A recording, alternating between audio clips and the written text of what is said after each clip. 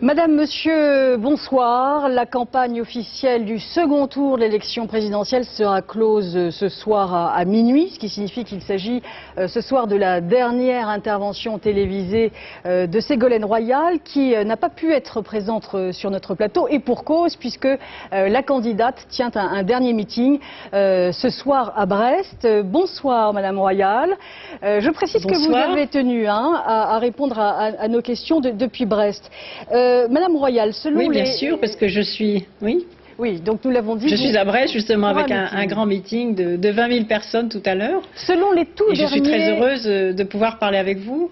Nous aussi. Selon les tout derniers sondages, Madame Royal, Nicolas Sarkozy est quasi assuré de gagner cette élection présidentielle. Ségolène Royal, ces sondages entament-ils votre morale ? Non, je trouve même indécent que l'on puisse considérer que l'élection est faite à cause des sondages. Et je trouve indécent d'ailleurs un certain nombre de déclarations du candidat de la droite. Il a dit, ou l'un de ses proches, que les carottes étaient cuites, ce que je trouve à la fois inélégant et méprisant pour les électeurs. On sait ce que donnent les sondages avant les scrutins, on l'a vu dans les années précédentes. Et je veux dire aux électeurs de venir voter massivement, de ne pas se laisser manipuler par ces sondages. D'abord, il y a encore 30% d'électeurs indécis. Et je crois que dans une démocratie vivante et moderne, il faut laisser le dernier mot au peuple français qui va bientôt décider quel sera demain le nouveau visage de la France. Vous dites depuis plusieurs jours que si Nicolas Sarkozy est élu, il sera une menace pour la démocratie. En quoi ce candidat peut-il être un danger pour la République française? Je ne suis pas la seule d'ailleurs à le dire. François Bayrou l'a dit avec des mots encore plus durs. Certains Français aussi le disent aujourd'hui lorsqu'ils observent la violence verbale du candidat. On sait que la situation, par exemple, est extrêmement fragile dans les quartiers populaires. Et lorsque M. Sarkozy fait encore actuellement acclamer le mot de Karcher dans ses meetings, je crois que c'est très imprudent, parce qu'on sait que ce sont avec les mots du mépris que l'on crée des frustrations et des violences. Et je pense que ce n'est pas là le vocabulaire d'un candidat à l'élection présidentielle qui souhaite incarner l'unité de la République. Et c'est pourquoi je dis que dans cet enjeu, il y a en effet un risque. Et donc, je veux, moi, maintenir l'unité de la République, rassembler les quartiers populaires comme les centres-villes, l'urbain comme le rural, l'ensemble des générations, les hommes et les femmes. Je crois que le moment présidentiel, c'est le moment contraire d'un grand rassemblement et que la France a besoin d'apaisement pour être réformée sans brutalité. Je me demande aussi pourquoi autant de haine contre mai 68. Il a dit qu'il fallait à plusieurs reprises liquider mai 68. Vous savez, je crois que l'histoire de France ne peut pas être liquidée. Chaque période a eu ses moments d'avancée, ses moments aussi de recul. Mais dans chaque période de l'histoire, il y a des leçons à tirer pour l'avenir. Et moi, la leçon que je retire, c'est que dans une société bloquée, pour la débloquer, pour la faire avancer, eh bien, il faut parler avec tout le monde. Ségolène Royal, dans une campagne, Ségolène Royal, dans une campagne, et surtout juste avant le second tour, on sait très bien qu'il y a de la tension dans la campagne. Mais tout de même, quand vous dites de Nicolas Sarkozy qu'il est le candidat de la division, le candidat de l'ombre, est-ce que ce n'est pas tout de même une forme de diabolisation de votre adversaire ? Non, je me suis toujours refusée à diaboliser mon adversaire, qui n'est d'ailleurs pas un adversaire au sens guerrier du mot, c'est un partenaire du débat démocratique, d'un beau débat démocratique, et en même temps il est de ma responsabilité aussi de poser sur la table l'opposition entre un certain nombre de valeurs, le choix de société qu'il y a devant nous. Moi, je n'ai jamais opposé les Français les uns contre les autres. Je propose au contraire une société du compromis social. Je pense en particulier que l'efficacité économique de nos entreprises, comme celle que je viens de visiter, Armor Luxe à Quimper, qui est une société pourtant, une entreprise dans le domaine textile, qui est un domaine difficile, très concurrentiel, et qui pourtant est extrêmement performante. Pourquoi? Parce qu'elle entretient des relations sociales exemplaires avec ses salariés, et au moment où l'entreprise a des marchés ou doit faire face à des difficultés, eh bien les salariés se serrent les coudes, acceptent la polyvalence, font du travail en équipe, et en contrepartie, lorsqu'il y a des bénéfices, ceux-ci sont équitablement répartis. Voilà la société que je veux construire, comment je veux débloquer l'économie, par des compromis sociaux, c'est-à-dire là où chacun donnera le meilleur de lui-même dans un climat apaisé. Est-ce que tout de même ce n'est pas d'une certaine façon, Madame Royal, opposer la moitié des Français contre l'autre moitié? Au contraire, vous avez vu que j'ai même pris l'initiative d'avoir un dialogue, un débat avec François Bayrou. Ce débat a été traité avec beaucoup de mépris et beaucoup de condescendance, avec des mots même qui ne sont pas corrects, et pas polis, par Nicolas Sarkozy. Je le regrette. Je crois que dans une démocratie moderne, il faut parler avec tout le monde. Moi, je ne fais pas seulement le dire, je le fais. Et demain, je rassemblerai une large majorité, c'est-à-dire que je prendrai les bonnes idées là où elles se trouvent. Parce que justement, un pays qui est dans la confrontation bloc contre bloc, 50% contre 50%, c'est un pays qui perd. Donc il faut élargir les choses, prendre les bonnes idées là où elles sont, essayer tout ce qui marche, de façon très opérationnelle, très concrète, très apaisée, très rassurante. Et je crois que c'est comme cela que l'on remet le pays en marche et qu'on le sort à la fois du problème de la dette, en relançant la croissance, et en même temps en rassurant tous ceux qui veulent accéder à un emploi, parce que ce sera mon combat principal. Et en particulier la bataille pour l'emploi des jeunes, avec la mise en place immédiate, dès mon élection, des 500 000 emplois tremplins pour les jeunes, pour leur redonner un espoir. Comment expliquez-vous, Ségolène Royal, qu'en cette fin de campagne, au fond, ce soit votre adversaire Nicolas Sarkozy qui incarne la réforme et le changement, alors qu'au fond, il a été 5 ans au gouvernement? Est-ce que là, ce n'est pas une forme d'échec de votre campagne? Je ne crois pas qu'il incarne le changement, en tout cas pas celui dont la France a besoin. Je pense qu'il incarne un recul en arrière. Lorsqu'il propose par exemple des paradis fiscaux ou des avantages fiscaux pour les plus riches, comme il l'a répété l'autre jour, lorsque l'on voit une riche héritière recevoir un chèque de 7 millions d'euros à cause de son bouclier fiscal, lorsque l'on voit les écarts de rémunération, lorsque l'on sait qu'il a été recommandé par le MEDEF comme le candidat soutenu par cette organisation, lorsque l'on sait tout cela, lorsque l'on voit aussi qu'il promet des déremboursements de soins, alors que l'accès aux soins, et notamment pour les personnes âgées, pour les personnes handicapées, est aujourd'hui une vraie préoccupation. Moi, je dis que je maintiendrai la sécurité sociale intacte et même je la renforcerai en créant une 5e branche de la sécurité sociale pour prendre en charge les problèmes de vieillissement et du handicap. Et que dès mon élection, je revaloriserai les petites retraites. Car aujourd'hui, il y a beaucoup de pauvreté chez les petits retraités. Je vois de plus en plus de femmes en particulier qui ont de très petites retraites et qui ne font plus qu'un repas par jour. Alors ce n'est pas en creusant les inégalités que l'on pourra résoudre ce type de problème. Bien au contraire, il y a trop de riches d'un côté et trop de pauvres de l'autre. Moi, je crois qu'une France qui se relève, c'est une France plus juste. Ségolène Royal, prenons un autre exemple, celui du dossier des retraites, des 35 heures. Vous promettez le changement, mais en même temps, vous ne dites pas concrètement comment, puisque vous renvoyez aux partenaires sociaux. Vous n'avez pas le sentiment de botter en touche, alors que ce dialogue social... Oui. Pas du tout, au contraire, je crois que c'est une façon moderne et efficace de présider un pays. On a vu l'exemple du CPE qui avait été voté de force à l'Assemblée par le 49.3, les manifestations auxquelles cela a donné lieu, des grèves aussi contre le CNE dans certaines entreprises. Et moi je crois que lorsqu'un pays est obligé de manifester et de faire des grèves, c'est le pays tout entier qui perd.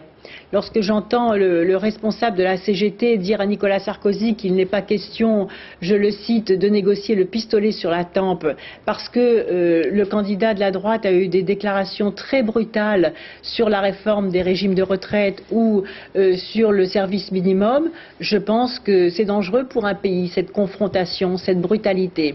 Moi, je veux réformer sans brutalité, en faisant dialoguer les partenaires sociaux. Tous les pays d'Europe qui réussissent, qui gagnent, qui ont refait de la croissance, qui exportent, sont des pays... Mais on n'a pas réussi jusqu'à présent en France. On n'a pas réussi en France jusqu'à présent. Puisque la loi des 35 heures, moi, je le réussirai. Nous avons posé exactement la même... je réussirai cela. Pourquoi? Parce que les partenaires sociaux, je les ai déjà tous rencontrés. Et je sais que j'aurai leur confiance. Et je leur ai garanti le respect du dialogue social. L'État sera présent. Et ensuite, le Parlement vient concrétiser ce que les partenaires sociaux ont décidé. Et donc, sur les 35 heures, les partenaires sociaux discuteront par branche. S'ils ne se mettent pas d'accord, il n'y aura pas de loi de généralisation. Et de la même façon, les partenaires sociaux discuteront des politiques salariales pour que ce ne soient pas les entreprises de main-d'œuvre qui prennent de plein fouet la hausse des salaires, mais bien au contraire, que ce soit réparti entre les prélèvements sur le capital et les prélèvements sur le travail qui doivent être beaucoup plus justes. Est-ce que cette démocratie sociale, Ségolène Royal, ne peut pas conduire d'une certaine façon à une certaine forme d'impuissance de l'État? Si les partenaires sociaux ne se mettent pas d'accord, par exemple, sur les 35 heures ou sur les retraites, qu'est-ce que vous faites? Vous laissez tomber? Non. S'ils ne se mettent pas d'accord, à ce moment-là, la loi peut intervenir, elle peut généraliser ce qui fonctionne bien. Et puis je pars du principe que si, dans le cadre d'un nouvel état d'esprit de compromis social, les partenaires sociaux auront à défendre l'intérêt général et que l'État sera présent pour faciliter ces négociations. C'est ce que font tous les pays modernes, ceux qui nous entourent, l'Allemagne qui a réussi à rétablir son commerce extérieur, les pays du nord de l'Europe qui ont reconquis des taux de croissance très importants. Et bien dans tous ces pays, les salariés sont membres des organismes de direction des entreprises et sont capables, avec la direction des entreprises et en partenariat avec les pouvoirs publics, de nouer des accords et des compromis sociaux qui font que tout le monde va de l'avant. Au lieu de s'opposer, de faire des grèves et de perdre des points de croissance, tout le monde se met d'accord pour défendre l'intérêt général de l'entreprise et les salariés jouent le jeu parce qu'ils savent que lorsqu'il y a des profits, ces profits sont équitablement répartis. Voilà la nouvelle donne, les nouvelles règles du jeu, le gagnant-gagnant que je veux pour la France demain. Et non pas les affrontements brutaux. Ségolène Royal, François Bayrou a dit qu'il ne votera pas au second tour pour Nicolas Sarkozy. Pour autant, il ne dit pas qu'il votera nécessairement pour vous. Il entretient un flou que vous regrettez ce soir ? Non, je ne le regrette pas. Moi, j'étais très heureuse de dialoguer avec lui parce que c'est un homme de conviction. Je le respecte, contrairement aux mots de mépris qu'a eu pour lui Nicolas Sarkozy. Je crois que dans une démocratie, il faut savoir se parler, travailler ensemble.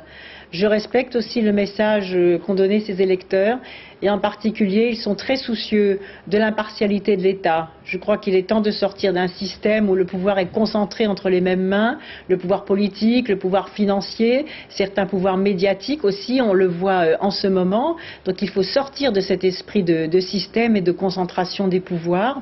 Et puis, il faut aussi lutter contre la dette. Je crois que c'est le message aussi important qui a été donné.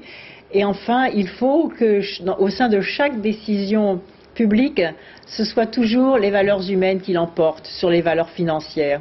Et ça, ce sera ma règle de conduite, ma morale publique, les règles aussi de vérité du discours politique. Et vous avez eu le sentiment, Ségolène Royal, notamment pendant votre débat, d'avoir séduit les électeurs de François Bayrou du premier tour? J'espère en avoir non pas séduit, mais convaincu, un grand nombre. D'abord par ma capacité d'ouverture d'esprit, par le fait d'avoir accepté ce dialogue qui se poursuivra demain, parce que je crois qu'il faut une rénovation profonde de la vie politique. Je crois aussi qu'ils ont été intéressés et que les idées vers lesquelles j'ai convergé avec eux, notamment celles que je viens d'évoquer, ont pu, je le pense, les convaincre. Mais n'avez-vous pas eu le sentiment d'avoir égaré quelque peu les électeurs en créant une certaine confusion, en disant un jour que Arlette Laguiller, José Bové étaient des gens formidables et que François Bayrou pouvait être un Premier ministre potentiel ? Mais pourquoi ce mépris aussi? J'ai entendu le discours, ce que vous venez de dire dans la bouche de Nicolas Sarkozy. Pourquoi ce mépris à l'égard d'Arlette Laguiller ou d'Olivier Besancenot? Chaque responsable politique notamment quelqu'un comme Arlette Laguet qui a donné sa vie à son idéal. Chaque responsable politique n'a pas forcément raison sur tout, mais il peut y avoir une ou deux idées, une ou deux valeurs que l'on peut mettre dans le pot commun de la réflexion collective. Et c'est cela que je fais. Je ne prends pas en bloc tout ce qui est dit, mais je suis par exemple sensible à tous les problèmes de l'altermondialisme parce que je crois qu'il faut un monde plus juste à l'échelle de la planète. C'est aussi notre intérêt pour mettre fin aux migrations de la misère et aux immigrations irrégulières. Je pense que nos vies valent plus que les profits. Je pense qu'il faut respecter les salariés dans l'entreprise. Ça, ce sont des messages qui ont été donnés par la gauche antilibérale. Et puis, je pense que du côté du centre, il y a des idées valables aussi, et en particulier celles concernant la réforme des institutions ou l'État impartial ou le refus de voir se concentrer tous les pouvoirs entre les mains d'un seul. Ségolène Royal, dimanche soir, ce sera le verdict des urnes. Qu'avez-vous envie, déjà, quel que soit le résultat, de retenir de cette campagne?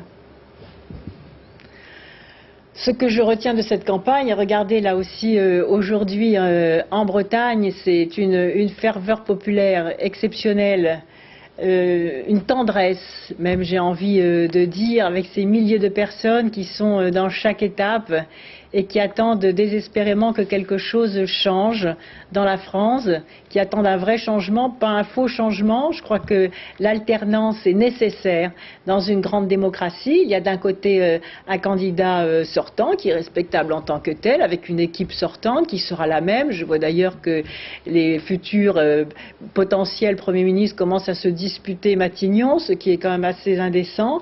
Et puis il y a la femme que je suis, une femme libre de tout dogme, de tout lobby financier, ouverte et apaisante, et qui incarne vraiment le changement. J'incarne l'alternance, et je crois qu'il est bon que tous les 5 ans, il y ait une alternance dans un pays. C'est un fonctionnement normal d'une démocratie. Ségolène Royal, que les Français vont oser cette alternance avec une femme. Une candidate, justement, qui accède au second tour de l'élection présidentielle. C'est une première dans l'histoire de la France. Oui. Parmi les candidats, vous êtes celle qui a le plus parlé, le plus défendu les femmes.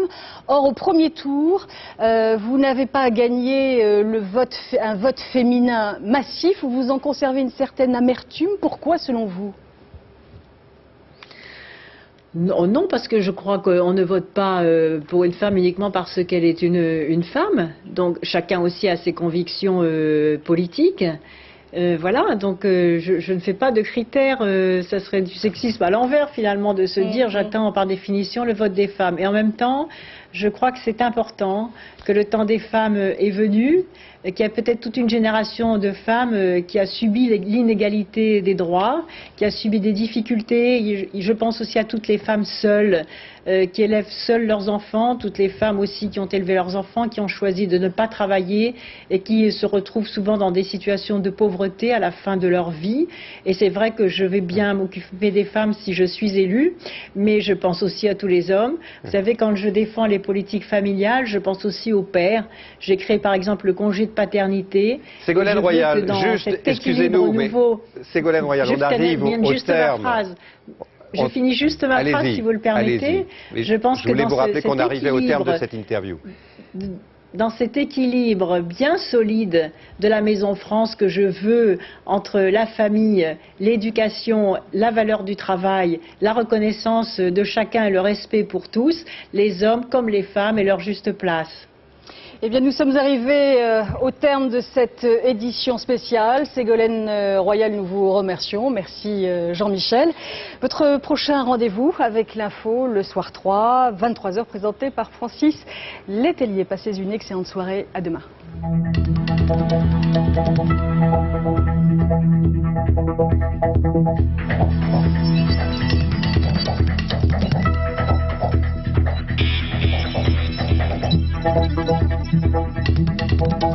Thank you.